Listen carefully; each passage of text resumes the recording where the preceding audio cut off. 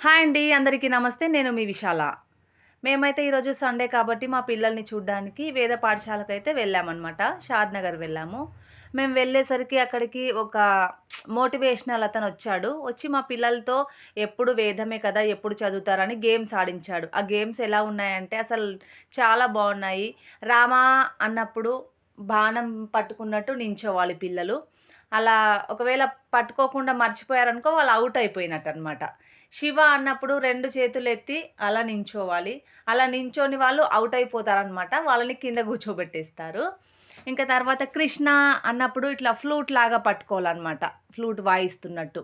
అలా కూడా తప్పుగా నించున్న వాళ్ళు ఔట్ అయిపోతారనమాట. అందరిని కింద కూర్చోబెట్టేస్తున్నారు. చాలామంది పిల్లలైతే ఔట్ అయిపోయారనమాట. ఇంకా చాలామంది బాగా ఆడారు. ఆ ఆట చూస్తుంటే చాలా దేవుడి మీద ఆట గాబట్టి వాళ్ళకి మోటివేషనల్‌గా దైవభక్తి మీద ఆట ఆడించినట్టుందనమాట. రామ, శివ, కృష్ణ అంటూ, ఓం నమః శివాయ అంటూ పిల్లలతో చాలా బాగా ఆటలాడిపించారు. చూడండి ఎలా రాముడు అన్నప్పుడు బాణంలాగా నించుంటున్నారు పిల్లలు.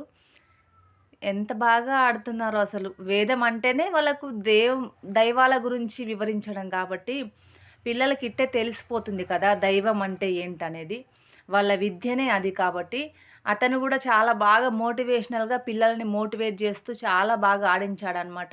ఇప్పటి పిల్లలు గుడికెళ్ళడం అంటేనే కష్టం.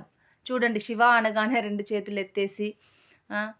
కృష్ణ అనగానే ఇటు తిరిగి ఫ్లూట్‌లాగా వాయిస్తూ ఎంత బాగా అసలు చాలా బాగా ఆడారు. ఇంకా లాస్ట్‌కి ఒక నలుగురు, ఐదుగురు అయితే గెలిచినట్టే అనుకోండి. ఇంకా గెలుపోటములు సహజం. అందరూ గెలిచారు, అందరూ ఓడారు. సడెన్‌గా రామ, కృష్ణ ఇలా అంటే తడబడతాం గదా! మనమైనా అలా తడబడ్డారనమాట. చాలా బాగా ఆడించారాయన.